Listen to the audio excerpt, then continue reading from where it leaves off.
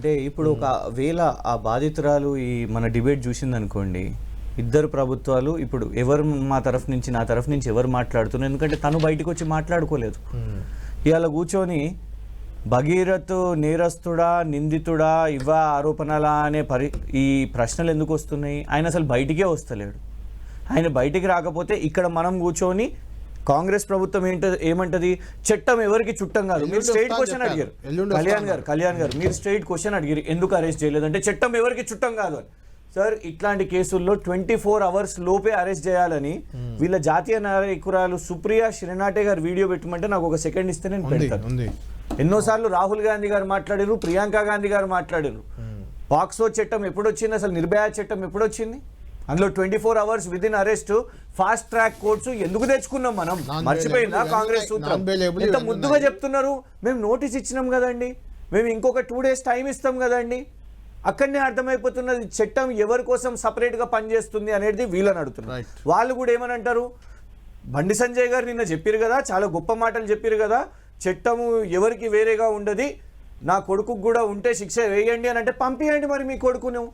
రేపు anticipatory bail ఉన్నది కాబట్టి నేను ఎల్లుండి వస్తా అని చెప్తున్నాడు. ఎందుకు? ఆయనకు బెయిల్ వచ్చేస్తుంది అనే ధీమా. హోంమంత్రి గారు అబ్బాయి కాబట్టి మంచి అడ్వకేట్లను పెడతారు కాబట్టి. సరే, నేను ఒకటే చెప్తున్నా, హనీ ట్రాప్ అని వీళ్ళు పదం అంటున్నారు కదా, అవన్నీ ఉన్నాయి కదా, ఏమన్నా ఆప్సీన్ ఫొటోసా? ఏమన్నా ఉన్నది అందులో? మేము తిరుమలకు పోయినాం, అరుణాచలం పోయినాం, సింహాచలం పోయినాం. ఇవి అసలు ఎవరు లీక్ చేస్తున్నారు? క్యారెక్టర్ అసాసినేషన్ ఎవరు చేస్తున్నారు? ఇప్పుడు బీజేపీ వాళ్ళే చేస్తున్నారు.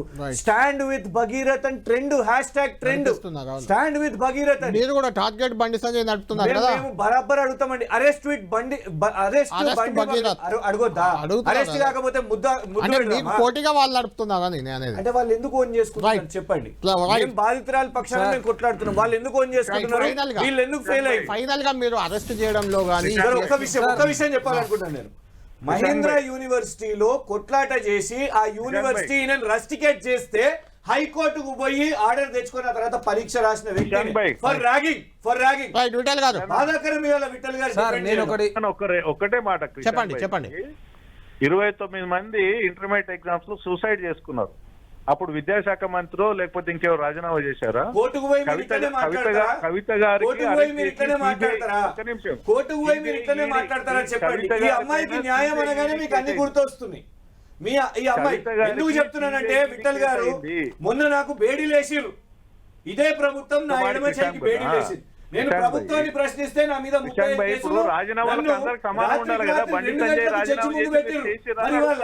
ఒక